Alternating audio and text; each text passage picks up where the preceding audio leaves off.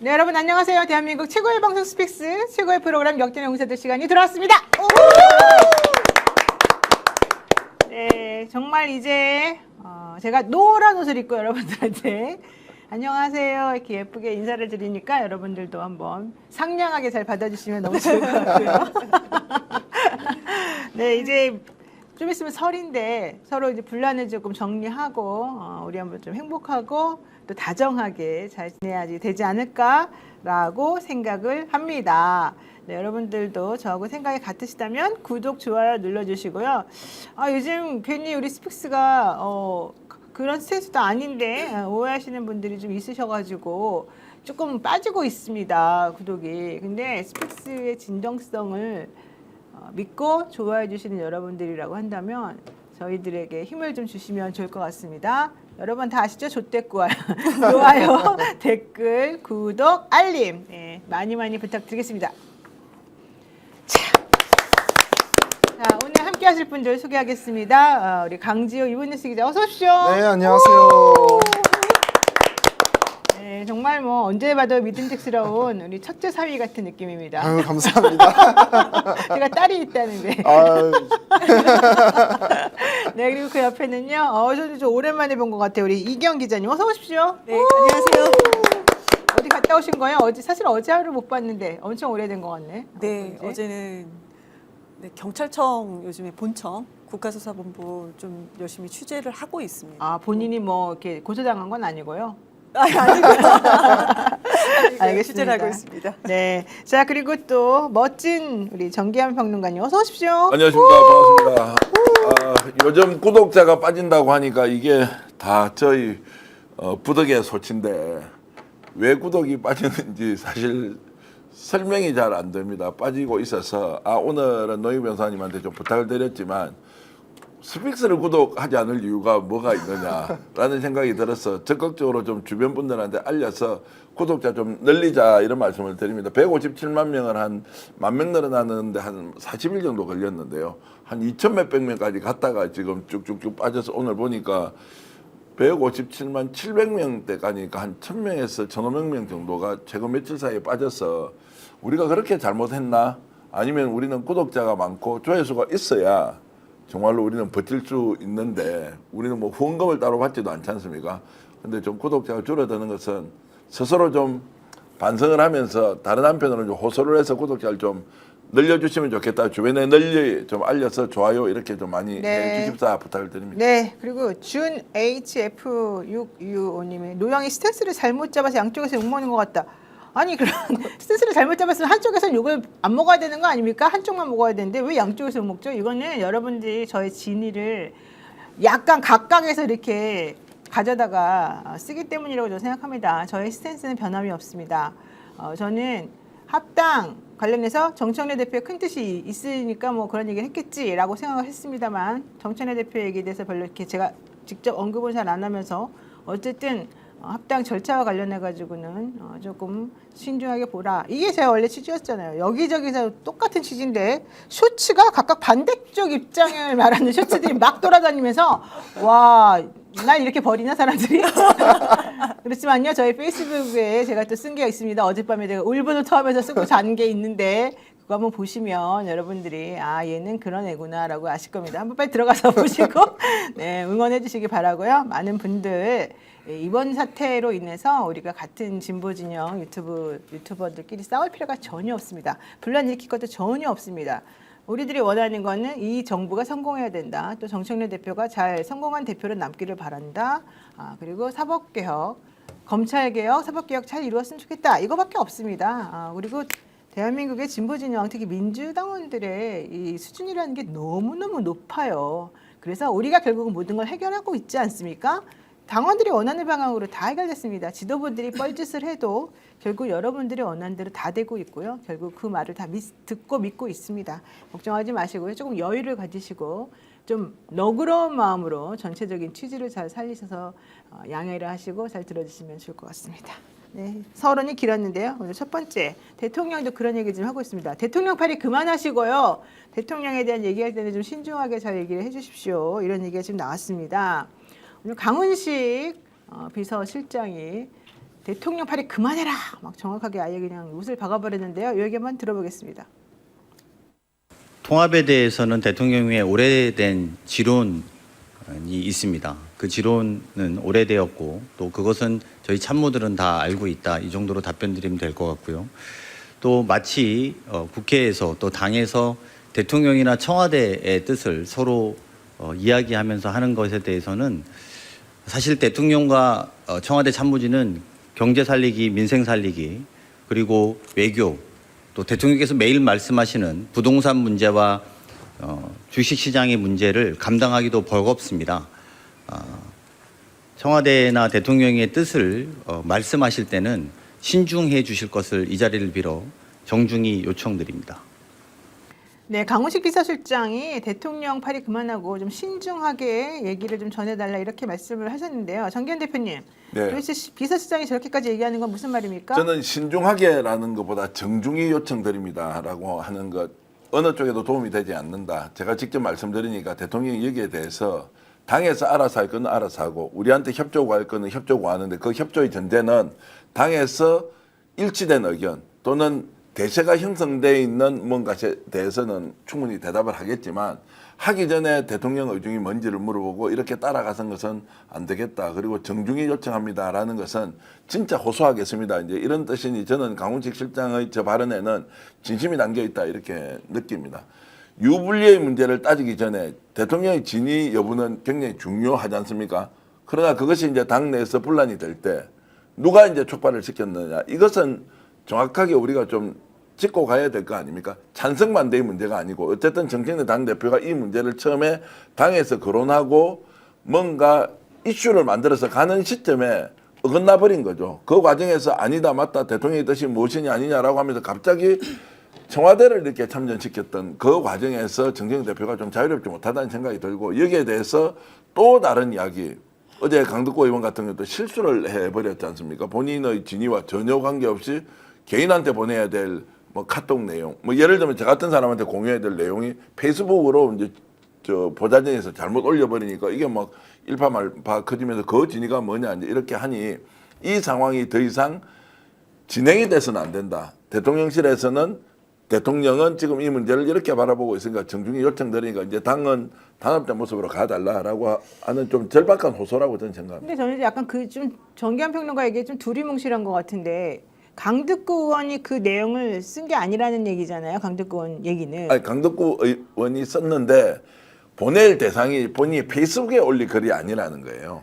아니, 자기대로 근데- 파악하고 추정하는 걸 내가 노희 변호사한테 써서 보낼 수 있지 않습니까? 이거 아니, 이렇다고 합니다. 그런데 강득구 의원은 처음에 그 보좌관이 올렸다고 하지 않았어요? 그러면 그 내용은 강득구 의원이 쓴 것 같이 생겼는데 그럼 강득구 의원의 보좌관이 예를 들면 정기현 대표한테 보내야 되는데 정기현 대표한테 보내는 그 개인적인 메시지 뭐 이런 걸로 안 보내고 강득구 의원의 페이스북 이름으로 올렸다는 거예요? 그러니까 말이 안 페이스북을 맞는데? 정리하면 이제 보좌진들이 보통 페이스북 관리를 하니까요. 그 과정에서 공개돼야 할 페이스북의 내용은 아니었다. 이제 이런 것인데 그게 또 일파만파 해석을 하면서 각자 다른 의견을 내고 있으니까 좀 복잡해졌다는 거고. 그러니까 그 말은 알아들었는데 솔직하게 좀 말하자는 거 내 말은 사실 저는 강득구 의원의 그 뜻이 무슨 말인지 정확히 다 이해했고 강득구 의원의 진정성도 저는 이해합니다. 그리고 되게 좋아하는 의원이긴 한데 저 내용은 개인적으로 보좌관이 상대방인 예를 들면 강득구 의원하고 같은 대등한 상황의 사람일 거 아니에요? 그분에게 보내는 건데 그거를 보좌관이 대신 보낸다? 저렇게? 그거는 좀 저는 납득이 안 가서 제가 그냥 여쭤보는 거예요. 그냥 뭐 이게 뭐 중요한 주제가 아니어서 그건 저는 넘어가는데 어쨌든 이제 대통령실에서 이렇게 하는 건 이제 좀 정리정돈하고 넘어가자라는 것을 이제 좀 이야기하는 거고 이걸 뭐 따지고 들면은 결국 뭐 내부 분열로 또 이어질 수밖에 없는 거고 그리고 저도 이제 취재한 내용이 대통령의 의중이 무엇인지에 대한 그냥 제대로의 판단이 있지 않습니까? 이것이 바깥으로 드러났을 때 가져오는 혼란 그 진심이 사실 왜곡돼 버리는 각자 위치에서 알아서 해석하면서 오히려 이거는 팩트 자체보다는 해석의 영역에서 각자 주장끼리 맞부딪히면서 이제 가버리니까 야 무슨 일처리를 이렇게 뭐 이렇게 생각할 수 있지 않습니까? 당에서 무슨 문제가 생기면 왜 이렇게밖에 처리가 안 되는 거지? 좀 원활하고 좀 뭔가 좀 소통 중심적으로 되는 거 안 되겠어? 아 정말로 힘드네. 뭐 이렇게 하는데 여기서 힘들다는 것을 불쾌하다라고 표현할 수도 있고 힘들다는 것을 아이고 당내 문제 우리 관여할 에너지가 없습니다라고 하는 것 사이에서 뭔가 이제 알아서 각자 해석하는 거 아닌가요? 저는 우선은 강북구 의원이, 그러니까 국회의원들이, 보통 의원들이 내가 페이스북에 글을 올렸는데 실은 그게 개인한테 보내야 되는 건데 이건 SNS에 페이스북에 잘못 올렸다. 저는 처음에 부정적인 생각으로 이 취재를 시작을 했어요. 이제 정확하게 다 강북구 의원하고 다 세세히, 강북구는 본인이 이미 해명했으니까 이걸 할 필요는 없는데요. 이거를 분석하면서 보라는 거예요. 자, 첫 번째 글 보고 정말 본인이 SNS에 올린 것이 아니고 누군가한테 개인한테 보내려는 게 잘못 보낼 수 있겠구나라고 저는 결론이 났습니다. 왜 그러냐면 이거 보세요. 어제 말씀드린 대로 홍익표 수석을 만났습니다가 처음에 첫 부분입니다. 그러면 그 전에 강북구 의원이 어제 홍익표 수석을 만났다는 그런 만약에 공개된 글이라면 그런 말을 했는지 그런 글을 올렸는지 이걸 다 찾아봤을 거 아닙니까? 미리 그걸 했는지. 그리고 이제 이 글을 보는 국민들께 이걸 알려드린다라고 하면은 그렇게 리드를 쓰는 게 맞죠. 근데 그런 게 전혀 없었습니다.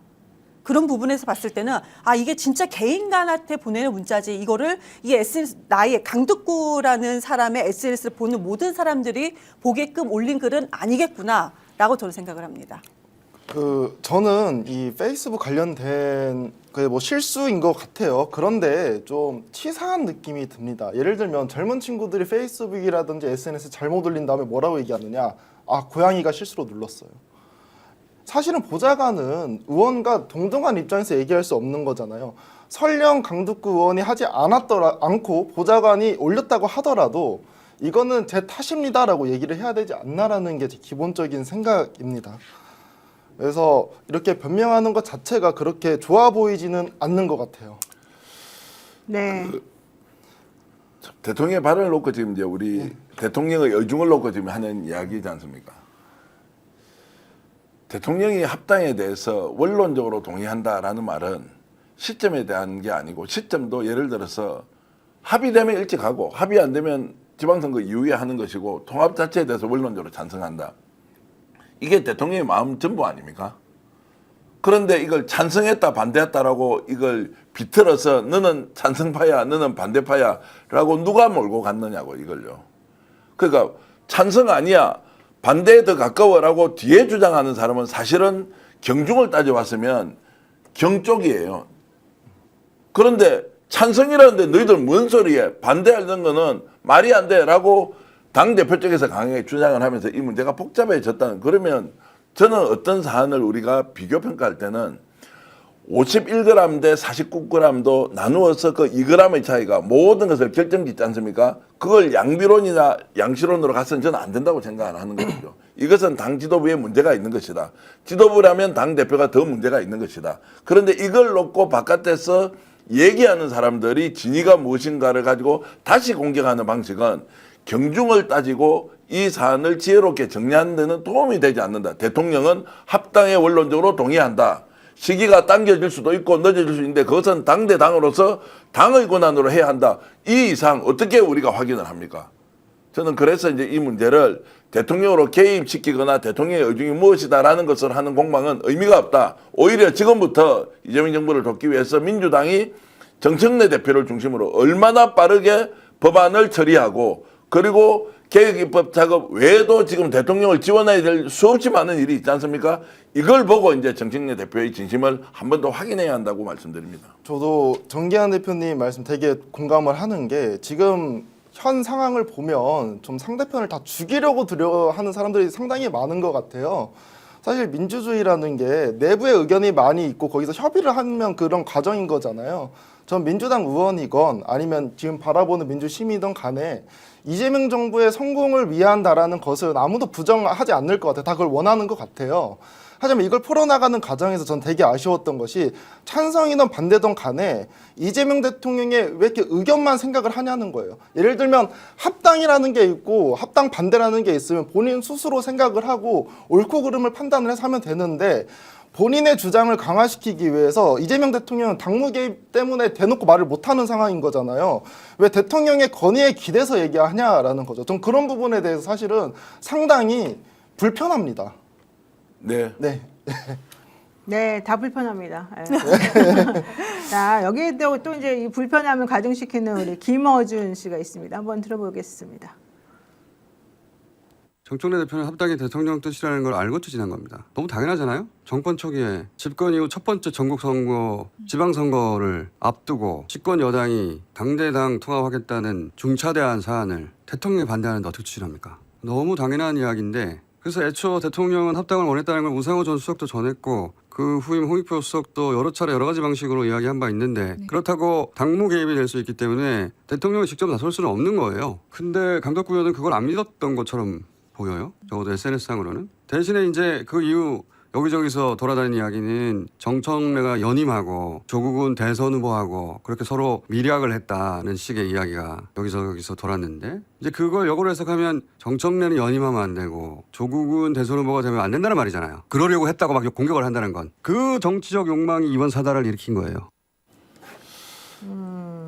대통령이 찬성을 했으면 거두절미 언제 어느 시점 절차 무시하고 그냥 밀어붙이고 가면 됩니까? 그 여기에 대해서 답을 해야 된다고요. 대통령이 원론적으로 찬성했다는 것은 너희들 반대 일차하지 마. 근데 대통령이 찬성한 거는 지방선거 전이라도 좋다라고 했으면 그 절차와 과정이 다 무시되고 수기 과정이 없어도 된다라고 하는 것은 민주주의가 아니고 오히려 폭력적이죠. 그 과정을 거치라고 민주적 절차 그리고 수기 과정이 필요한 것인데, 그런데 왜 반대하느냐? 자, 그래서 이렇게 밀어붙이는 것이 아이고 좀 더 깊이 생각해 보겠습니다라가 아니고 전당원 투표를 통해서 그냥 결정 봅시다. 한 표라도 더 많으면 되는 거 아닙니까? 라고 하는 이 합당 뭐라고 절대론 있지 않습니까? 대통령 동의해서 절대적으로 가면 돼 라고 하는 방식으로 이재명은 집권을 하지 않았어요. 이재명 대통령을 지지하는 국민들도 그래서 이재명 대통령을 만든 게 아니라고요. 이재명 대통령이 지금 국정 운영할 때 반대 의견도 듣고 찬성 의견도 듣지만 바로 결정 못하는 것은 좀 더 미루고 바로 결정하려는 것은 반대쪽을 설득하고 이 과정을 거치면서 총의를 모아 나가는 거지 않습니까? 어떻게 합당이라는 것이 절대 가치가 되어서 합당을 하기 때문에 그때 대통령 원래 반대한 것이 아니라 찬성한 것이다라는 논리로 지금 논쟁을 할 수 있냐고요. 그것은 저는 매우 부적절하고 지금 전혀 도움이 되지 않는다. 조국 왜 대통령 하면 안 됩니까? 대통령 해야 되죠. 정청래 대표도 재선임 받을 수 좀 받고 대통령 후보 돼야 되죠. 송영길 대표 복당해서 대선 후보를 뛸 수 있어야 되죠. 김인석 총리도 나와서 당연히 당대표 도전할 수 있고 대선 후보로 뛰어야 되죠. 그 공간을 자유롭게 다 열어놔야 되는 것이지 그것을 누구도 부정하지 않는 거라고요. 그런데 전제 조건이 통합에 찬성했기 때문에 마치 정청래가 대표가 여기서 연임을 하기 위해서 하는 것이다라고 하는 건 호사가들이 할 수 있는 이야기고, 본질적으로는 찬성이 중요한 것이 아니라 잘 됐죠. 대통령까지 찬성했으니까 자 이런 의견이 있는데 내가 의중을 좀 파악했습니다. 자 최고위원들 어떻습니까? 이번에 하는 게 좋겠습니까? 아니면 지선 이후에 하는 게 좋겠습니까? 공론의장에 붙여놓으면 되지 않습니까? 당원들한테도 통합에 대해서 동의를 하는 분위기가 있는데 여러분들은 어떻습니까? 여러분 의견을 듣고 차분하게 한번 논의해 봅시다. 조국혁신당 지금 같이 가는 게 좋겠습니까? 안 좋겠습니까? 이렇게 물어볼 수 있는 거 아니에요? 그러면 이런 분란이 생겼겠냐고요. 일방으로 밀어붙이니까 안 된다는 쪽은 뭔가 의도가 있다라고 붙어버려서 결국에는 그러면 어제 그게 통합이 맞으면 정재영 대표 어제 전당원 투표 하자고 했어야 되죠. 이게 뭐냐고 다 끝난 판에. 근데 이제 사실은 합당을 반대하는 사람은 없었던 걸로 제가 알고 있어요. 근데 이제 시기를 이번에 하는 것이 맞았냐 안 맞았냐, 그 시기와 관련해서 합당 제안에 대해서 왜 조국혁신당에는 먼저 제안하고 민주당에는 아무 말도 안 했었냐, 이제 이거 가지고 사실은 다들 섭섭했던 거 아닌가요? 그러니까 지금 우리는 합당이라고 하는 대전제는 다 찬성했다는 걸로 저는 알고 있어요. 민주당에서 뭐 이현주 의원이든 누구든 간에. 그리고 실질적으로 조국혁신당도 합당은 당연히 찬성하는데 그걸 이번에 하느냐 다음에 하느냐, 그걸 어떤 방식으로 하는지 이거 가지고 조금 논의가 있었었고, 정청래 대표가 잘못한 부분은 이제 그 부분에 관련해 갖고 너무 거칠게 민주당에 있는 분들하고 절차적인 논의를 먼저 하지 않았다는 것, 이거인 것 같습니다. 그러니까요. 저도 취재해 보면은 네. 대부분이 다 이제 합당하는 부분에 대해서는 반대하는 건 없었다. 그런데 노영희 변호사께서는 이제 뭐 시기를 말씀 주셨는데 맞습니다. 시기 플러스 여기서 더 중요하게 얘기했던 것은 절차와 과정이었습니다. 최소한 예를 들어서 최소한 그 최고위원회에서 최소한 논의라도 한번 됐으면, 그래서 이것이 논의되는 과정이 조금 나간 다음에 의총에서라도 한 번만 더 거론됐으면 저는 이런 소리도 들었습니다. 그 절차 과정이 조금만 더 부드럽게 됐다면 지방선거 전에 당원들한테 못 물어볼 일이 아니다. 물어볼 수 있다. 될 수도 있었다. 그렇지만 시작점이 절차와 과정 자체가 너무나도 당원들이 그리고 국민께서 볼 때도 이상하기 때문에 이런 사안이 벌어졌다라고 얘기를 많이 했습니다. 김어준 씨 논리가 저는 조금 이상한 것이 강덕구 최고라든지 뭐 황명선, 이현주 이런 최고들이 반대 기자회견할 때 정청래가 연임을 하고 정청래 대표가 연임을 하고 조국 대표가 대선 후보가 되는 거를 반대하는 것이 아니에요. 근데 아까 저 논리를 보면은 그랬다고 하더라. 이런 식으로 얘기를 하잖아요. 이거는 여러 유튜버 방송에서 막 여기저기 중구난방으로 나온 것을 본인이 마치 민주당에서 그런 주장이 나온 것처럼 얘기를 한 건데 민주당에서 그런 주장이 나온 바가 없습니다. 이 절차와 과정의 문제를 했죠. 말 맞죠? 정청래 당대표 연임하면 안 됩니까? 해도 됩니다. 조국 대선 후보 되면 안 됩니까? 됩니다. 그렇지만 이것은 여기서 민주당에서 이번에 합당에 뭐 이건 시기와 절차를 문제 삼을 때 절대 여기 논의됐던 얘기가 절대 아니다. 전혀 아닌 것을 이거를 주 논의로 얘기해놓고 이걸 반대하고 이걸 반대하는 사람에 대해서 이거는 너무 잘못된 왜곡된 비판 아닙니까? 그러니까 양자택일을 강요하는 거 있잖아. 너 찬성이야 반대야 이렇게 하면 진짜 폭력적이야. 그러면 안 돼요. 합당의 문제는 국힘이 대선 후보가 대통령이 되느냐 민주당이 되느냐 이런 것은 한 표 차이라도 대통령이 되고 말고가 모든 것을 결정하잖아요. 민주당 안에서 하는 것은 결국 합당과 관련된 이 중차대한 문제는 당원들의 70%, 80%, 90%가 충분히 수기해서 동의할 때 10%, 20% 반대할 수 있지만 압도적 다수가 동의를 하는 이런 것들이 왜냐하면 축제니까 판을 더 키워서 더 큰 정당으로 바뀌는 거니까 이것은 반대자가 있으면 합당의 효과가 안 생기는 거잖아요. 그래서 절차의 정당성이 매우 중요한데 찬반으로 단순화시키면 이렇지. 자 오늘부터 김지호 기자는 내 편이야. 아니야. 이경편이야. 이렇게 딱 잘라서 그 다음 날부터 김지호 하는 모든 행동은 저거 봐. 이경편이니까 저 따위로 행동하지. 정경편 아니니까 저렇게 하는 거지. 이렇게 가버리면 단순화시켜서 선택하기는 쉽지만 이거 사람 죽이는 거다. 그렇죠. 세상은 그렇게 절대 돌아가지 않는다. 그래서 절차적 정당성을 확보하는 것은 반대자를 어느 정도 설득시키고 포용하느냐의 문제도 있기 때문에 대통령이 찬성했는데 이것으로 출발해야 한다라는 것은 매우 위험하고 그것은 우리의 민주주의를 다 죽이는 것이다. 그래서 이런 부분에 대해서 우리가 좀 더 진지하게 그리고 본질적인 문제는 이 과정이 민주당을 더 키우고 성장시키는 모습으로 가야 되는 좋은 계기로 삼으면 된다라는 말씀을 저는 드립니다. 네, 이루리님께서 어제 수습했지 않습니까? 그러면 봉합하고 한 팀으로 갑시다. 이제 이 말씀 맞는 말인 것 같고요. 그런데 이제 오늘 YTN 단독이 나오면서 또 이성윤 의원이 지금 언중이 제소한다는 얘기가 나와서 이 얘기는 좀 해봐야 될 것 같습니다. YTN 단독으로 이성윤 의원이 그 전준철 변호사 추천과 관련해서 처음에 먼저 청와대에서 민정 라인에서 부정적이다 이렇게 의견을 2차례나 냈는데 청와대 관계자 발로 YTN에서 내놓은 얘기였죠. 그랬는데 왜 했는지 모르겠다 이제 이런 기사가 나왔었죠. 보도가. 그러니까 이성윤 의원은 그렇지 않다. 내가 만약에 그렇게 2번이나 얘기를 들었으면 내가 미쳤다고 그거를 계속해서 밀어붙이겠느냐 이제 이런 얘기를 했습니다. 사실은 이성윤 의원 얘기를 들어보면 또 사실 그게 상식적으로 맞는 말인 것도 같고 정확하게 어떤 게 사실인지 이경 기자가 취재를 했다고요?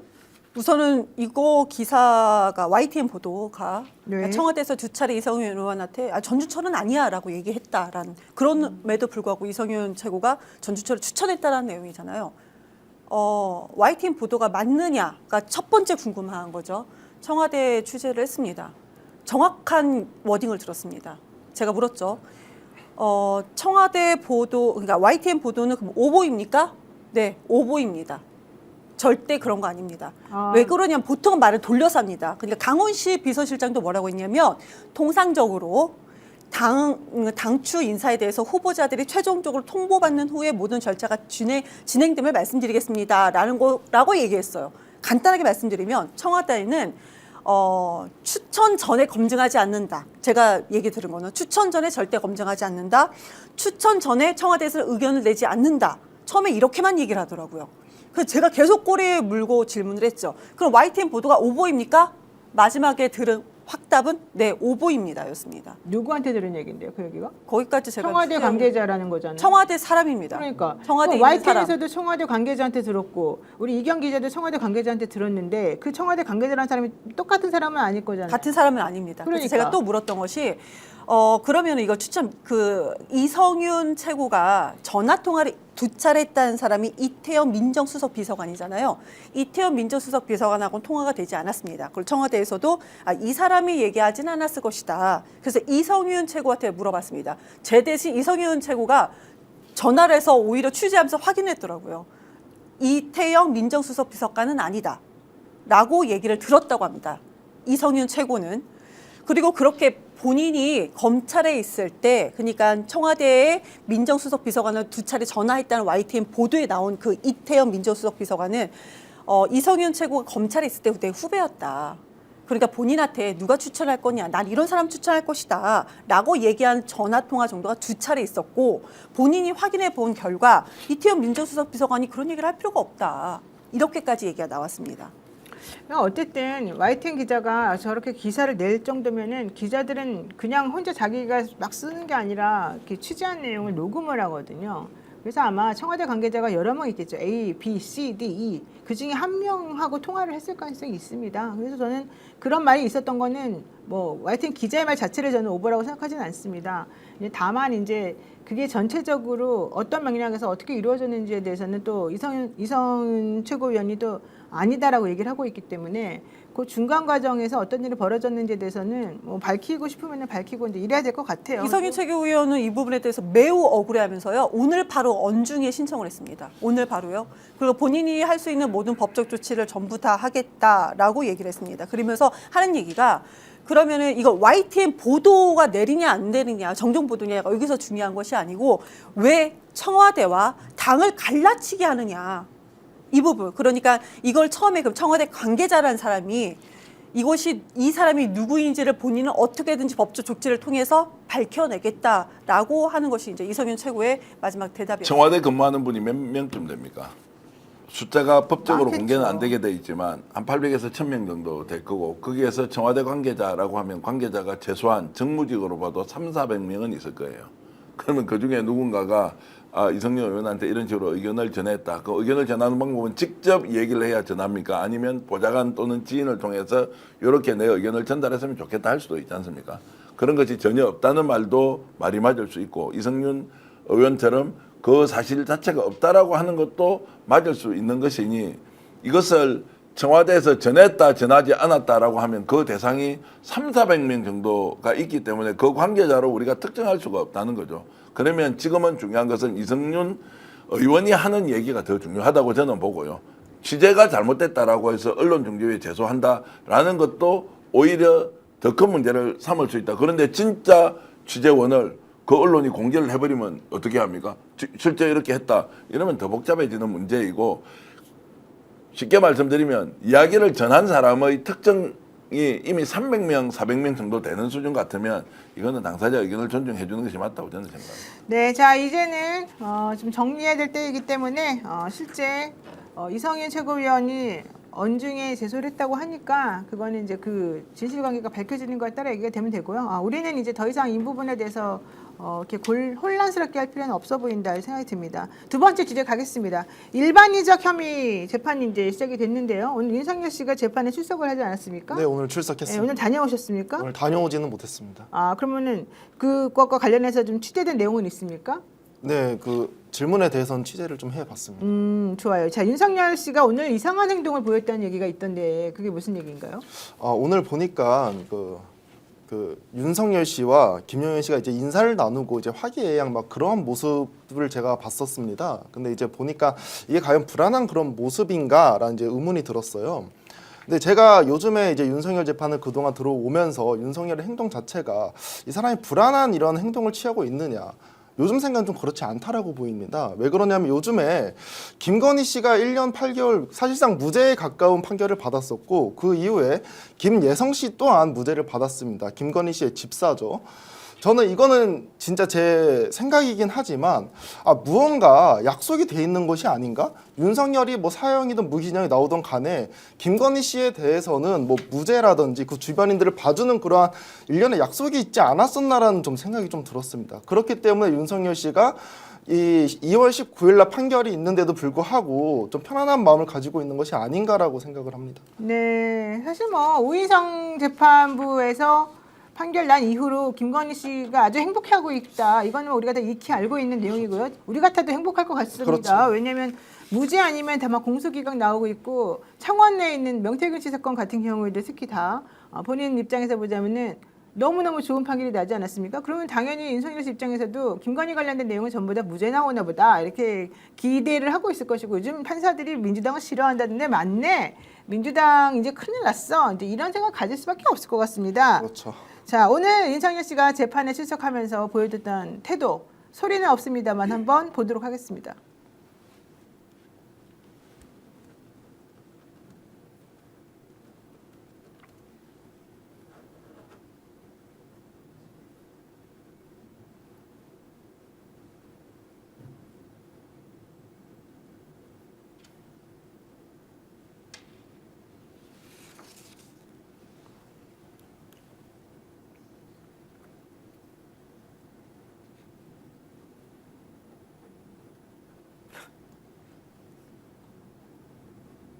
네, 저 모습을 좀 설명을 좀 해주실까요?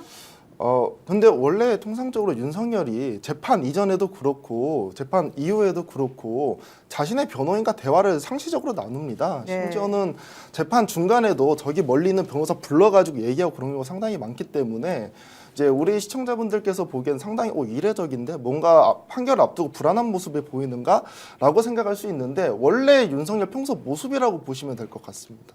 전혀 저는 불안해 보이지 않고 예, 그렇죠. 저도 그렇게 보이진 않습니다. 재판부에 되게 막 네. 인사하면서 뭔가 조금 한번 해볼 만하다 이런 느낌을 갖고 네. 있는 것 같은데요. 어떻게 보십니까? 참 대통령이 이제 국정 운영을 하고 있는 중에도 내란 세력들 특히 이제 사법부 내부의 카르텔이 작동하고 있는 것, 특검에 파견된 검사들이 수사 제대로 하지 않아서 공소 유지가 어려울 정도로 진짜 허접하게 공소장을 만들어서 제출했다 이런 것들이 지금 확인되고 있지 않습니까? 야, 이거 정말로 큰일인데 윤석열은 내란을 일으키고 실패하고 파면이 된 이후에도 어떤 식으로든 이것들을 작동하는 그 구조 위에 있다는 것이 충격적이기도 하고 굉장히 불안하다라는 걸 좀 지울 수가 없고요. 결국 19일 날 지금 이제 어떤 결론이 날 것이냐, 직연히 사형 무기징역을 선고할 것이냐 말 것이냐라는 부분에 대해서도 판사가 아무렇게나 결론을 내놓더라도 누군가 이의 제기를 할 수가 없다. 항소심에 갈 수밖에 없는 것이고 특히 공소기각 같은 경우에도 연관성을 폭넓게 볼 거냐 아니면 연관성을 매우 좁혀서 볼 거냐 이렇게 해서 오늘은 또 이병철 변호사가 아예 공소기각 건에 대해서 다 모아서 또 경찰청 특수 국가수사본부에다가 고발장을 냈거든. 왜냐면 여기라도 수사를 해야지 아니면 계속 공소기각 돼버리면 결국 공소시효 날아가 버리는 상황까지 올 수 있어서 너무나 복잡한 문제가 돼 있다. 그래서 아쉬운 점이 민주당 내부에서 일어나고 있는 이런 일련의 사태가 공동 대응을 해서 법사위에서 추상같이 호통을 치고 불러서 따지고 했던 기억이 우리 남아있지 않습니까?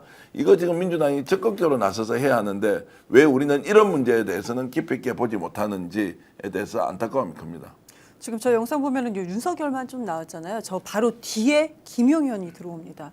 그리고 그 판사 재판관을 향해서 이제 인사를 하고 그다음에 윤석열과 인사를 나누는데 저는 그걸 여러 번 돌려봤어요. 여러 번. 너무나도 여유 있었습니다. 너무나도 매우 이 사람들 윤석열 아까 보시면은 약간 살짝 이제 코 파는 모습도 좀 나오지 않았습니까? 매우 여유가 있었어요. 이들이 19일 날 윤석열의 이제 그 직위원 재판이 선고 날인데 뭔가 왜 저렇게 여유가 있지? 지금 김건희 씨 재판 보면은 뭐 다 무죄 나오고 이렇게 되고 있지 않습니까? 김건희 씨 관련된 사람들 이런 사람들은 뭐 선고 기각되고 막 다 이렇게 되고 있지 않습니까? 그래서 지금 이거를 그 정기현 대표께서도 얘기를 하셨지만 이거 당에서 이거를 아직까지는 저도 이제 이런 부분에 대해서 취재를 했는데 아직까지 정확한 답을 듣지를 못했어. 이게 무슨 그 법사위든지 꾸려져갖고 뭔가 이렇게 추진하겠다라는 것까지 아직은 저는 취재가 안 됐는데 이 부분에 대해서도 민주당이 어떻게 끌고 가는지 좀 주의 깊게 살펴서 네, 말씀드리도록 하겠습니다. 법안 소위에서 이제 오늘도 움직여서 뭐 여러 가지 이제 입법 관련된 추진을 한다는 거 천만다행이고 그래도 이제 법사위에서 뭔가 움직여주니까 정말로 좀 긴장은 할 것이다 사법부에서도. 그리고 이게 이제 저희들이 예를 들어서 정치적 재판을 한다라고 했을 때는 사실관계가 오인될 수 있는 만한 충분한 근거가 있어서 공방이 치열하다. 거기에 대해서 판사가 결론을 내릴 때 이것은 엄격하게 봤을 때 공소 취소다 또는 죄의 내용으로 봤을 때 증거가 확실하게 불충분하고 입증하기 어렵다. 이제 이런 것이 아닌데도 아예 노골적으로 봐주기를 해버리지 않습니까? 그러면서 공소 기각과 관련된 부분은 훨씬 더 우리가 엄격하게 보는 것이 요즘의 흐름이다라는 것이 핑계가 되고 있는 이 현실 재빨리 아니면 가장 신속하게 지금 법외국제 통과시켜서 국회 열고 가야 한다. 지금 국힘 보고 있거나 이럴 여유가 없다. 사법부 개혁 그다음에 검찰 개혁과 관련된 거 이번에 놓쳐버리지 않습니까? 제가 심하게 이야기하겠습니다. 노희 변호사 끝나고 저도 끝납니다. 여기 뭐 걸려보면 다 죽는 거지. 이렇게 갈 수가 없잖아요. 좀 이런 말씀을 좀 드리고 싶네요. 네, 일반이적죄는 지금 평양에 무인기를 투입하면서 북한으로 하여금 전쟁을 일으키도록 도발했다라고 하는 게 이제 혐의 아니겠습니까? 실제 윤석열 씨 측에서는 이것을 부인하고 있습니다만 일반이적죄 재판은 국가 안보 사항이 유출될 수 있다는 이유 때문에 비공개 재판을 원칙으로 하고 있습니다. 그래서 사실은 이제 안에 들어가서 강지호 기자 같은 경우도 재판 상황을 전해줄 수는 없었던 것인데요. 10분 있다가 나와야 돼요. 그렇죠. 네. 앞에 이제 하다가 예, 나와야 증인 신문 되는 거죠. 못 보니까. 네. 자, 그런데 어쨌든 중요한 거는 국방부에서 이 평양 무인기 작전과 관련해서 그 당시에 관여하고 적극적으로 움직였던 합참 작전 본부장 또 계엄 부사령관을 임명했던 합참 차장 이런 사람들을 중징계했습니다. 국방부는 오늘 뭐라고 얘기했느냐면 내란 사건과 관련해서 장성 3명에 대해서 중징계 처분을 내렸다. 이렇게 얘기를 하면서 실질적으로 2024년 10월 무렵에 윤석열과 김영현 등의 지시로 평양 무인기 작전을 실행하는 데 있어서 관여했다. 이 사람들은 평양에 무인기를 보내서 대남 공격을 유도했다. 그리고 이런 걸 다 알면서도 적극적으로 여기에 관여했다. 이제 이런 얘기를 했습니다. 그래서 실제 오늘 지금 파면된 사람이 이승호 전 합참본부 작전본부장 그리고 계엄 부사령관으로 임명되었던 정진팔 전 합참차장 등이 있습니다. 이 사람들에 대해서 파면을 했고요. 그다음에 원천희 전 국방정보본부장에 대해서는 정직 2개월의 처분을 내렸습니다. 지금 국방부에서는 내란 세력과의 단절을 생각하면서 실제 국방부 장관이 열심히 일을 하고 있는 모습이 보이기도 합니다만 그럼에도 불구하고 국방부에서는 이거 너무 억울하다라고 하면서 또 여기에 지금 저항할 움직임을 보이고 있는 것 같습니다. 이제 엄격하게 접근해서 처리하는 수밖에 없다는 거고요. 내란에 대한 우리가 피로감이 지금 엄청 쌓여 있지 않습니까? 이걸 이제 마지막 뒷정리를 사법부가 해줘야 하는데 정부가 또 나서야 하고 사법부가 아예 지금 뭐 태업 정도는 아니지만 완전 봐주기 지금 재판을 하고 있는 상황에서 수단이 없으니까 힘이 더 빠진다. 그러면 정부는 정부대로 지금 할 수 있는 일을 찾아서 엄격하게 적용하고 직무에 대한 것 그리고 징계에 대한 것들을 하나하나 이제 정리해 나가는 수밖에 없다. 이재명 대통령 얘기가 떠오르는데 켜켜이 쌓여 있는 개혁 과제들은 먼지처럼 구석구석에 박혀 있는 것이고 이거 한꺼번에 절대 다 드러낼 수 없다. 하나하나 처리할 수밖에 없다라는 걸 생각하면서 사법부 존중의 문제가 아니라 사법부에 대해서 국민들이 할 수 있는 도리가 없으니까 그냥 당하고 있는 이 상황에서 정부라도 좀 제대로 나서서 정리정돈을 해가야 한다는 말씀을 드립니다. 뭐 저 같은 경우에도 이 파면 조치 자체가 상당히 중요하다고 느끼는 게 이런 거 하나하나가 쌓여가지고 유죄 근거가 된다고 생각을 하거든요. 우선 이승호 합창 작전 본부장 같은 경우에는 김명수 합창의장을 배제하고 김영현 지시를 받아서 수행한 사람입니다. 당시에 평양 무인기 침투했을 때. 근데 이 사람이 파면 조치를 당했다라는 것은 유죄에 인정이 됐다라는 거죠. 그 행동에 대해서 잘못된 인정을 되었다라는 것이고, 정진팔 같은 경우에는 부계엄 사령관으로서 당시에 상황실 막 구성하고 이런 것들을 했는데 이거에 대해서도 나름대로의 판단을 받았다라고 생각을 합니다. 네. 자, 그런데 이제 중요한 건 윤석열 씨에 대한 재판이 19일에 선고가 예정되어 있고, 내일은 또 이상민 전 행안부 장관에 대한 선고가 이제 있다는 얘기거든요. 이상민 전 행안부 장관에 대해서도 판결 선고가 생중계되기로 중계되기로 얘기가 되어 있고, 윤석열 씨에 대해서도 지금 중계가 되기로 되어 있는데요. 정기한 평론가 보시기에는 이상민 행안부 장관에 대해서는 어떤 판결이 내려질까요? 저는 뭐 중형이 내려진다고 보고요. 이걸 중형이 안 내려지고 예를 들어서 뭐 아예 그냥 무죄 선고를 한다거나 이런 거는 지금 우리가 예상을 할 수도 없는 거고, 예상을 했어도 저는 안 된다고 생각하고요. 이제 하나하나 기다려봐야죠. 이상민이 했던 것 정말로 CCTV라도 존재했던 것, 그걸 다 삭제하고 폐기했는데 그 경찰 공무원 한 사람이 이것을 잘 보관해서 마지막에 찾아내도록 했던, 그게 결정적인 단서 아닙니까? 그 과정에서 어떻게 했는지 이제 반드시 엄단해야 하는 것이고, 그러면서 사법부를 내일 결론이 나는 순간까지는 믿고 중형을 때려야 한다, 이렇게 기다리는 수밖에 없는 거 아닌가요? 네, 재판부가 내일 오후 2시 서울중앙지방법원 서관 508호에서 이상민 전 행안부 장관에 대한 선고를 할 예정입니다. 재판부는 중계방송 신청을 허가했습니다. 그렇기 때문에 법정 내부 모습이 실시간 중계가 될 예정이고요. 3대 특검이 기소한 사건 중에서 윤석열, 한덕수 그리고 김건희에 이어서 네 번째 생중계되는 그런 중요한 재판이 되겠습니다. 이 당시에 이 계엄 주무부처인 행안부 장관이 윤석열의 불법적인 계엄 선포를 사실상 방조하고 경찰청과 소방청에 언론사 단전 단수 지시를 전달했다. 그래서 내란에 가담한 것이다. 이게 바로 이제 혐의 내용입니다. 지난해 2월 헌법재판소의 윤석열 탄핵심판 변론에서 이상민 씨는 나 단전 단수 지시한 적이 없습니다라고 얘기를 했습니다만은 실제 그 당시에 찍혔던 CCTV를 보게 되면 이 사람이 그 단전 단수 관련된 문건을 정확히 보고 또 뭔가 얘기하는 그런 모습들이 다 찍혀있기 때문에 이상민 씨는 사실은 위증한 것으로 우리들은 지금 보고 있습니다. 내란 특검에서는 윤석열의 쿠데타 계획에서 이상민의 역할이 매우 중요했다 이러면서 징역 15년형을 구형했는데요. 이상민 씨에 대한 이 기소는 민중기 특검이 아닌 조은석 특검에서 이루어진 것입니다. 지난번에 이 조은석 특검에서 기소했던 사건 중에 판결이 났던 것들에 대해서는 다 유죄가 나왔기 때문에 내일 이상민 씨에 대해서도 사실은 유죄가 나올 것으로 지금 보여지고 있습니다. 그런데 요즘 분위기가 하도 재판마다 공소기각이라는 정말 말도 안 되는 결론이 나오기도 하고 무죄가 선고되기도 하고 판사들이 너무 이 혐의와 관련해서 유죄 입증의 범위를 너무너무 좁혀 놓는 바람에 사실 김진우라는 사람한테 김상민 씨가 그림을 줄 이유가 없잖아요. 예. 그리고 그 그림 관련해가지고 김건희한테 주지 않았다는 이유만으로 김진우가 사서 놔뒀나 보다. 뭐 이런 말도 안 되는 판결을 내리기도 하고 그러니까 사실은 우리로서는 지금 걱정이 너무 많이 앞서는 상황이기도 하지만 어쨌든 이상민 전 장관 입장에서는 실질적으로는 좀 불안에 떨고 있을 가능성이 매우 높다라고 하는 지금 얘기들이 있습니다. 내일 재판부가 누굽니까? 지금 보게 직위원 재판부가 직위원은 아닙니다. 그 이진관 부장 판사 아닌가요? 아유, 하도 재판을 많이 하니까 지금 저도 들어가 있는데 지금. 네, 지금 너무너무 정신이 없어가지고 좀 찾아가지고 알려드리도록 네. 하겠습니다. 근데 국방부가 평양 정확하게 무인기 사건은 이제 이적행위라고 그냥 정의를 좀 내렸잖아요.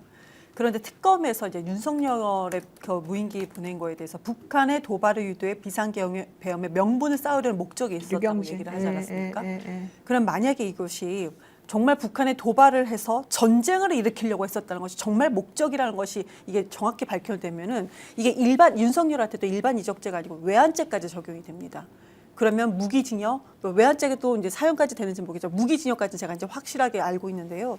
그럼 윤석열이 내란에서 사형 지금 아직 선고는 받지 않았습니다. 그런데 중요한 것은 외환죄는 아직 재판이 정확히 이루어지지 않고 있다. 근데 이 부분에 대해서도 분명히 또 밝혀진다라는 것은 우리가 예측이 가능할 거라고 생각을 합니다. 네, 지금 그 내일 재판 이상민 장관에 대한 재판은 류경진 부장판사가 판결을 선고합니다.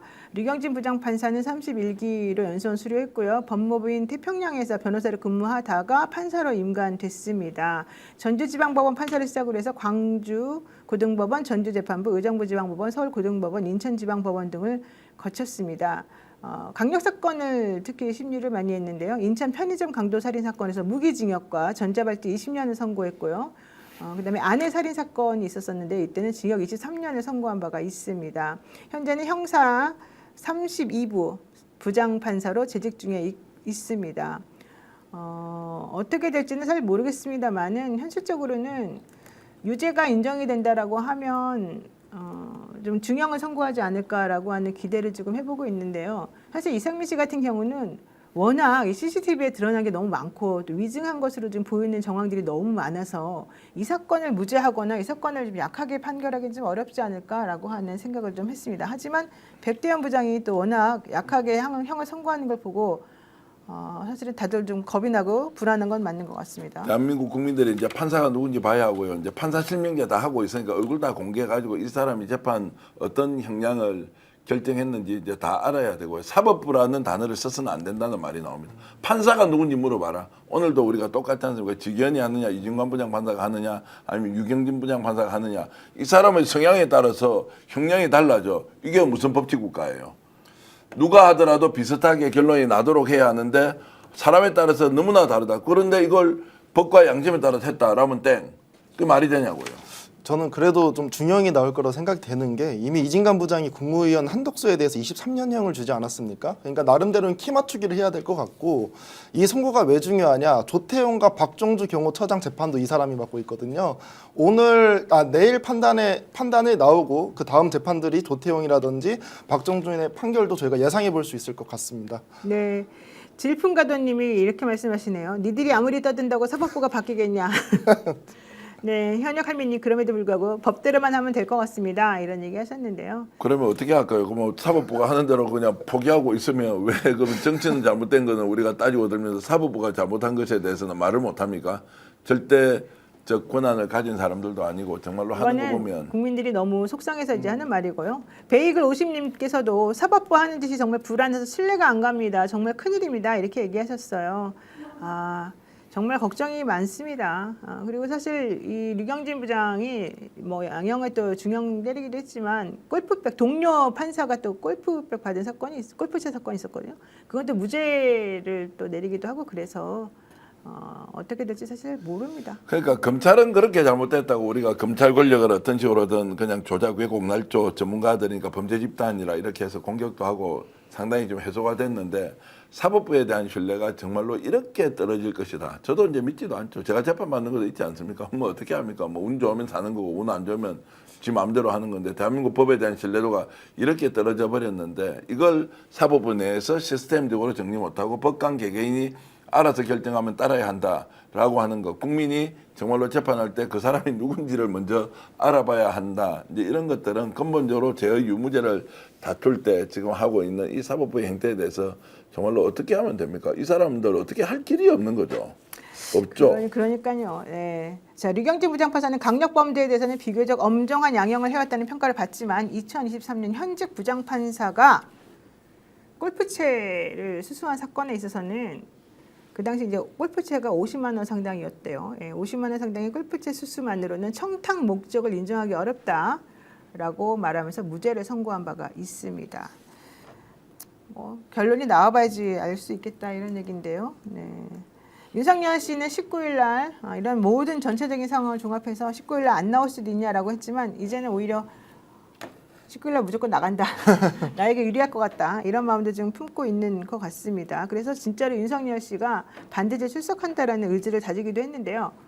요즘에 맨날 3시간씩 하루에 3시간씩 기도를 한답니다. 무슨 내용으로 기도를 할까요? 본인이 3시간, 4시간 하면 대한민국 국민들은 3만 시간씩 아마 매일 기도하고 있을 겁니다. 윤석열이 법적 단죄를 받아야 한다. 이렇게 해놓고도 내란이 아니라고요. 비상계엄이 합법이라고요. 본인의 권한이라고요. 그래서 선거가 이제 아예 근본적으로 부정선거가 이루어지는 나라라고요. 트럼프까지 동원해가지고 거기서 대한민국에 마치 정말로 범법과 불법 선거가 막 자행되는 곳으로 이렇게 하는 거기에 그냥 내버려 둔다고요. 정말로 아유 지금 현재 분위기는 이렇습니다. 민주당이 내분만 아니었으면 진짜 열심히 싸우겠는데 그러니까요.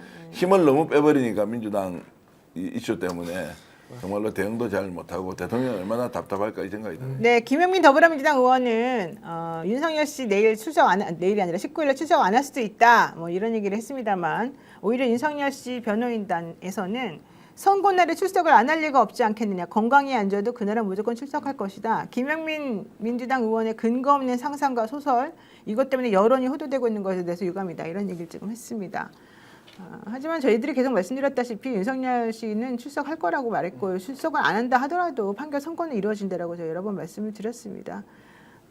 이 밖에 윤석열 씨가 당뇨병 합병증인 당뇨 망막병증으로 안과 시술을 받은 것으로 알려졌는데요. 윤석열 씨의 변호인 배의철 변호사가 9일에 페이스북을 통해서 오른쪽 눈이 다소 안 좋아졌으나 왼쪽 눈을 비롯해서 전반적으로는 괜찮다 이렇게 밝히기도 했고요. 윤석열 씨는 선고를 앞두고 주야로 3시간가량 기도하면서 보내고 있다고 합니다. 매일 오전 5시부터 6시까지, 저녁 9시부터 11시까지 두 손을 모으고 국민들과 나라를 위해 특히 청년들을 위해 기도하고 있다. 이게 바로 배의철 변호사가 전한 내용입니다. 윤석열 씨의 내란 우두머리 혐의 사건 1심 선고는 오는 19일 날 오후 3시에 생중계됩니다. 조은석 특검에서는 우리 헌정사에서 전례를 찾기 어려운 반국가 세력에 의한 중대한 헌법질서 파괴 사건이다 라면서 재판부에 사형을 구형한 바가 있습니다. 네, 이 이슈도 한번 보겠습니다. 법사위에서 민주당 주도로 재판소원 허용법이 통과됐습니다. 법사위를 통과했는데 이거 되게 중요한 부분입니다. 재판소원 허용법, 이게 서영교 의원이 대표 발의한 법으로 지금 알려져 있습니다. 재판소원 허용법이라고 하는 거는 정확히 뭔지 이경 기자 좀 설명해 줄까요? 우리가 지금 대법원까지 3심이잖아요. 근데 대법원까지도 갔었을 때 내가 좀 네 재판이 나한테 불리하다. 근데 그냥 불리한 것이 아니고 헌법에 위배됐다. 내가 헌법에 보호받지 못했다라고 할 때 헌법재판소법 개정안에 따라서 우리가 이것을 재판 소원을 제기할 수 있게 되는 겁니다. 근데 이 부분에 대해서는 이제 국민의힘에서는 매우 비판적인 거죠. 근데 민주당에서는 이것이 헌법에 위배되는 경우에만 해당이 되는 거기 때문에 가능하다라고 지금 이렇게 얘기를 하고 있는 상황입니다. 근데 저는 그렇기 때문에 이제 해외 사례를 좀 많이 찾아봤습니다. 근데 해외에서는 독일, 스페인, 대만은 이제 진행이 되고 있고, 그러니까 재판 소원 제도가 진행이 되고 있고, 오스트리아도 일부는 되고 있는데요. 실제로는 이것이 그러니까 3법, 그러니까 3심까지 법이 다 된 것이 뒤집는 것은 매우 어렵습니다. 그래서 해외에서도 거의 99%는 되지 않고 있고, 0.1%에서 1% 정도까지만 이것이 이렇게 통과가 되는 경우가 있는데요. 보통은 이것을 우리가 그 재판 소원을 낸다 하더라도 사전 심사에서 거의 99%가 다 통과되지 못하고 있는 상황이라고 합니다. 그런데 0.1% 아니면 1%라도 헌법에서 보호받지 않는 국민이 있다면 저는 이 법이 이렇게 비판받을 법이라고 생각하지 않습니다. 네, 헌법재판소법 개정안은요, 기본권을 중대하게 침해받는 상황이 발생했다고 한다면 대법원의 확정 판결이라 하더라도 언제든지 헌법재판소에서 다시 판단받을 수 있다라고 하는 것이 골자입니다. 그렇기 때문에 법원은 실제 이 법안 때문에 헌재에서 헌법소원을 가든 안 가든 그런 법안이 존재한다는 걸 염두에 두고 좀 더 꼼꼼하게 헌법과 법률을 지키면서 재판하게 되겠지 않겠느냐, 이제 이러한 기대를 할 수 있다라고 여당 의원들은 지금 말을 하고 있습니다. 재판 소원이 이루어지고 있는 선진국의 경우 재판 소원 인용률이 실제 높지는 않지만 그로 인해서 국민의 사법 신뢰도가 높아진다. 이제 이게 이 법을 도입한 취지이고요. 위헌 논란이 좀 있었습니다. 왜냐하면 대한민국은 3심제를 채택하고 있는데 이 헌법재판소법을 개정하면서 4심까지 하게 되는 거 결국 아니겠느냐, 이제 이런 논란이 있었죠. 그렇지만 이 위헌 논란과 관련해서 재판소원 인정은 오랫동안 논의가 되어 왔던 것이고 2017년도부터 계속해서 법안으로 만들어져서 공론화됐던 것이다. 헌법을 해석하는 최종 기관은 헌재이기 때문에 대법원의 판결도 결국은 헌재가 판단할 수 있어야 하는 것이 원칙에 맞는 거 아니겠느냐라는 얘기를 했습니다. 하지만 주진우 국민의힘 의원은 이것은 사법부 독립성을 영구적으로 망가뜨리는 잘못된 법이다라고 주장하기도 했습니다. 한번 보겠습니다. 오늘 행정입법 사법의 그 상권 분립이 완전히 무너져 내렸습니다. 지금 행정부 수반인 대통령이 한마디 하니까 이 법안 심사 없이 그냥 대충 넘어가 버리는 것이거든요. 민주당의 중심으로 언젠가부터 국회가 알아서 기는 모습을 보이고 있습니다. 국회와 행정부는 엄연히 분리돼야 되는 것이고 또 오늘 법안 내용은 거기서 더 나아가서 아예 사법부의 독립성을 완전히 망가뜨리는 영구적으로 망가뜨리는 모습을 보이고 있습니다. 그러니까 상권 분립이 허용되지 않는 나라를 국가라고 하는 것처럼 이게 지금 굉장히 문제가 있는 상황이고요. 네. 너무 잘했다고 생각합니다. 오늘 소위 통과시키고요. 그다음에 법왜곡제 빨리 본회의에 올려서 통과시켜야 됩니다. 뭐 때문에 이런 문제가 생겼습니까? 사법부 지금 신뢰하고 지금 주진우는 사법부 신뢰하는가요? 저한테 유리한 판단하면 그냥 신뢰하고 불리한 판단하면 신뢰하지 않습니까? 우리는 그런 게 아니지 않습니까? 유불리의 문제가 아니라 객관적으로 나와 있는 사실에 대해서 사법부가 완전히 솜방망이 처벌을 하거나 없는 제도 만들어서 아예 더 씌워서 그냥 실형을 때리고 구속시키고 있는 장면을 계속 목격하고 있는데 야 사법부 독립 미쳐서 이렇게 거꾸로 저는 던져야 된다고 생각해요. 사법부 독립은 스스로 만들어서 하는 것이지 신뢰 기반이 없는 사법부 독립이 뭐가 필요합니까? 사법부를 독립시켜준 이유는 우리가 개입하지 않더라도 누가 보더라도 엄격한 기준과 잣대로 의견은 달리할 수 있으나 그 내용 자체가 왜곡 없이 사법부가 결론을 내린다. 판사들이 그렇게 한다고 믿고 있어서 독립을 시켜준 거 아닙니까? 그런데 지금 독립성에 훼손하는데 재판은 엉망진창으로 하고 있다라는 것이 100에 한 건이면 그 엉망진창 아닙니까? 100만 건에 한 건이야 엉망진창입니까? 지금 윤석열 내란 사건 김건희 관련된 특검 과정에서 보여주는 이 내용은 아예 봐주기를 대놓고 하는데 무슨 사법부 독립입니까? 그 독립을 자기 마음대로 한다는 게 어떤 국민이 존중을 할 수 있고 동의를 할 수 있느냐. 여기에 대해서는 엄격하고 단호하게 저는 집권 여당이 우리가 책임지겠습니다. 밀고 가겠습니다. 라면서 사법부 개혁안 계속 밀어야 하고요. 대법관 정원 누가 먼저 이야기했습니까? 대법원에서 원래 이야기했던 거 아니에요? 이번에 정원하겠다는데 왜 자기들이 반대합니까? 자, 이런 부분에 대해서도 이미 논의됐던 것 집권 여당이 힘으로써 국민을 대신해서 이런 것들을 통과시키는데 속도를 더 내야 한다고 저는 말씀드리겠습니다. 네, 지금 현재 처리돼야 될 법이 3개입니다. 대법관 증언, 그다음에 아까 말한 이 헌법소원, 그러니까 이 대법원 재판도 헌법소원으로 할 수 있도록 네. 만드는 거, 그리고 법 왜곡죄. 이 3가지인데요. 법 왜곡죄는 판사나 검사 등이 재판 또는 수사 중의 사건과 관련해서 고의로 법률을 왜곡하거나 사실을 조작할 경우에 10년 이하의 징역에 처할 수 있도록 하는 것인데요. 그동안에는 고의로 법률을 왜곡한다? 이게 조금 애매해서 이거 위헌 소지 있는 거 아니냐라고 얘기하는 분들이 많았는데 이번에 오히려 이 김건희 특검이 기소했던 여러 사건들이 전부 다 공소 기각되거나 무죄를 판결나는 걸 보면서 법조계에 있는 많은 변호사들이나 이런 분들이 법 왜곡죄 필요하네 이런 의견들을 많이 냈거든요. 그래서 지금 민주당에서는 이 3가지 법안을 꼭 통과시키겠다라고 하는 의욕을 좀 다지고 있습니다.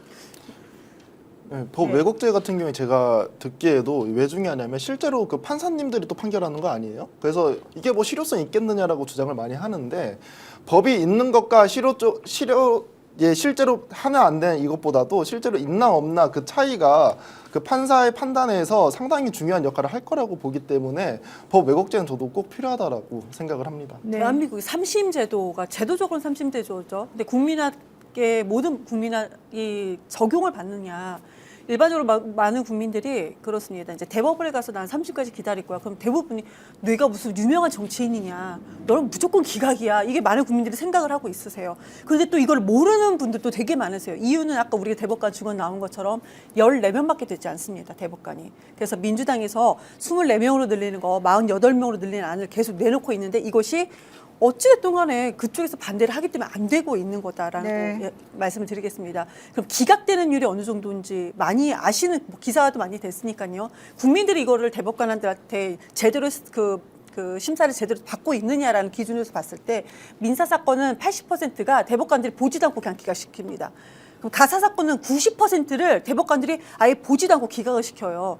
그런데 아까 주진우 의원이 우리나라는 뭐 삼심제도입니다 이렇게 주장을 하고 있는데 국민들께서 보고 계십니다. 정말 당당하게 그렇게 얘기할 수 있는지 저는 의문입니다. 네. 배현미님께서 법 왜곡죄도 꼭꼭 빨리 당장 통과시켜 주세요라고 얘기하시는데요. 진짜 이번에 저는 대법관 증언 정말 한다고 그러더니 결국은 또 대법원에서 반대를 이렇게 세게 하고 나오면서 그 기조에 맞춰가지고 또 판결도 막 계속해서 지금 이렇게 나오는 게 사실은 좀 심상치 않다 이런 걱정도 많이 하고 있습니다. 좀 걱정입니다, 솔직히 말하면. 네. 하여튼 민주당이 지금 뭐 대통령이 요청하고 있는 이제 그 통상 관련된 법안 그리고 행정개혁 법안 이런 것과 함께 민주당에서 이미 논의하고 국민들의 합의를 이끌어냈던 것에 대해서는 좌우면하지 말고 밀어붙이고 가야 한다. 그렇지 않으면 지금 사법부가 실제로 권력화돼 가지고요. 이 권력은 견제도 되지 않는 권력으로 막 작동하는 것이 검찰이 그렇게 해왔던 것과 정말로 비슷한 형태로 가고 있다. 이거 지금 제어하고 통제하는 것은 법안 통과를 통해서 통제해야 된다. 국민들이 납득하지 못하는 부분은 더욱더 적극적으로 설명해서 이런 문제를 해결해 나가야 한다고 봅니다. 네, 맞습니다. 자, 여러분들 아직도 우리 게시판에서 노영희 때문에 안 본다, 정기현 때문에 안 본다 이런 분들 많으신데요. 참 마음이 아픕니다. 아니, 좋은 글도 많습니다. 지금. 네, 왜 이렇게 됐는지 정말 이해할 수가 없습니다. 자, 어쨌든 속상해서 그러시는 것이라고 충분히 이해를 하고요. 우리 정치하시는 분들 되게 잘했으면 좋겠고요. 우리 평론가들도 열심히 앞으로 더 노력을 하겠습니다. 당연한 듯 한번 가입해놓고 계속 사용하시는 인터넷 TV 3년 이상 계속 사용하고 계시다면 비교원에서 갈아타고 사은품도 챙겨가십시오.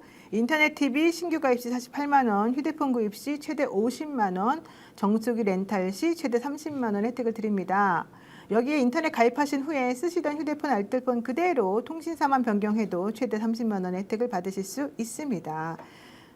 본인 가입 후 추천을 통해서 지인이 가입하면 최대 4만 원의 이마트 모바일 상품권도 드립니다. 개인정보 보안도 철저해서 한 건의 보안 사고도 그동안에 없었던 게 바로 이 비교원입니다. 8억 이상의 보증보험에 가입해 있습니다. 여러분들 준비된 비교원을 꼭 이용해 주시면 좋을 것 같습니다. 인터넷 TV, 휴대폰 정수기 비교는 비교원에서 해주십시오. 자세한 내용은 1670-2571, 1670-2571를 통해서 상담 받으시거나 더보기 링크 또는 네이버에 비교원 검색하시고 상담 신청하시면 됩니다. 좀 전에 제가 또 우리 때문에 안 본다 그랬다고 그러니까 또 너네 때문에 봐 걱정하지 마 이러시는 분들 많은데요. 고맙습니다. 마음이 정말 따뜻해지고 뭔가 좀 위로받는 그런 느낌이 좀 드네요. 자, 그리고요. 큼지막한 사이즈의 부세굴비 10마리를 이번에 설 명절 연휴를 맞이해서 77,900원에 제공해 드립니다. 선물용으로 제수용으로 너무 좋은 프리미엄 부세굴비입니다. 꽉 차오른 살. 와, 이 살이 정말 통통하게 올라 있습니다. 그리고 넉넉한 구성 너무 좋습니다. 스픽스몰에서는요 특별가로 작년보다 더 저렴하게 판매한다고 하니까요 여러분들 한번 스픽스몰에 들어가셔서 꼭 보시면 좋을 것 같습니다. 그리고요 스픽스 멤버십 전용 회원 배지와 이모티콘이 출시됐습니다. 개월수마다 변하는 동네 개환형의 모습도 보실 수 있는데요. 단돈 990원에 저 회원 배지를 여러분들께서 가져가실 수가 있네요. 단돈 990원으로 스픽스의 든든한 가족이 되어주시면 좋겠습니다. 멤버십 가족만을 위한 특별한 선물도 있는데요. 이름 옆에 빛나는 전용 회원 배지 그리고 방송 중 내 마음을 200% 표현해줄 전담 이모티콘이 출시됐습니다. 전담 이모티콘 보면 우리 방송 진행하시는 분이나 나오시는 분들 사진 다 나와 있는데요. 네, 이재명 대통령부터 시작해가지고 정교한 동네 이장 정교한 모자 쓰고도 있고요. 그 옆에 너무 예쁜 우리 이경 기자님도 있습니다. 왜요? 몰랐어요. 이경 기자님. 네, 누군가 했어요. 저 몰랐어요. 네, 그 노임 옆에 여사도 2개나 나오네요. 네, 그러더니 저는 좀 화내는 예쁜 걸 찍어주시지 뭡니까 도대체 비교되게. 굉장히 좋게 나오는데요. 화내는 이마가 매우 빨갛게 나왔는데요. 네. 와우 힘 화나 이런 것도 있고요. 맴매하는 것도 있습니다. 또 체포도 있고요. 뽀개자 뭐 이런 것도 있고 시원하다, 내란정당 이런 것도 있는데요. 이모티콘은 계속 추가될 예정이라고 하니까요. 990원 내시고 스픽스를 다 가져가십시오. 그거 제발 좀 가져가시죠. 제발 좀 저를 자유롭게 해주시면 대환영입니다. 네, 짱 과장님이 노영희분에서 힘내세요 그런데 많은 분들이 또 응원해 주셔서 감사드리고요. 우리 다 같은 마음이라고 생각하고요. 다만 요즘에 이제 민주당 의원들이 혹은 민주당의 내분 때문에 사실은 이 좋은 호재가 놓쳐지고 국민의힘이 바보짓 하는 거에 사람들의 시선이 이쪽으로 옮겨와가지고 좀 너무 시끄러워지는 것 이게 사실은 좀 문제인 것 같습니다. 저도 한 말씀만 좀 드리면 저는 정청래 대표가 대선 주자로 손색이 없는 그리고 당원들한테 이미 평가받았고 그러나 중간 과정에서 본인은 진심으로 했지만 그것이 진심으로 읽히지 않아서 생겼던 문제에 대해서 우리 충분히 비판하고 토론할 수 있다고 생각합니다. 찬성한 분들은 왜 지금 이걸 반대로 했느냐 그 의견도 존중해야 하고요. 반대한 사람대로 의견을 존중해야 하는 것이고 그 과정에서 치열한 논쟁과 공방이 있지 않습니까? 김민석 편이기 때문에 강덕구 편이기 때문에 정청래를 비판한다. 그리고 정청래 편이기 때문에 무조건 실드를 친다. 모든 사람이 이쪽 저쪽으로 다 공격받는 것에 여러분들 마음을 충분히 이해하지만 이렇게 좀 안 했으면 좋겠다. 이재명 대통령이 이 상황을 봐서 정말로 잘하고 있다라고 하지 않을 테고 이재명 대통령은 조금 우리가 한 발 물러서서 좀 자숙하면서 손잡고 원팀이 돼가지고 이재명 정부 성공시키고 정청래 대표도 정말로 대선 주자로 김민석 총리도 대선 주자로 송영길 대표도 대선 주자로 여러분들이 있지 않습니까? 이제 이런 분들이 자유롭게 민주당이라는 공간에서 조국 대표와 함께 경쟁하고 정말로 대통령으로 누가 되든 우리가 박수를 보낼 수 있는 상황 만들어야 되지 않겠습니까? 네. 근데 지금 이것이 갈등의 구조나 양상이 갑자기 누구를 찔러 죽여야 되는 것처럼 하는 것은 너무나 좋지 않다라는 것을 한 번 더 제가 호소드리면서 윤석열이라는 그 악 앞에서 우리가 어떻게 했습니까? 그때 다들 노심초사 아니 분통을 터뜨리면서 죽음을 무릅쓰고 싸웠던 사람이 김어준 공장장이었고 그 과정에서 정청래 대표 또 얼마나 노력을 했어. 강덕호 의원 양평계일 탈 때 아무도 아닌데 바로 김건희 앞에 정조준하면서 목숨 걸고 싸웠던 사람 아닙니까?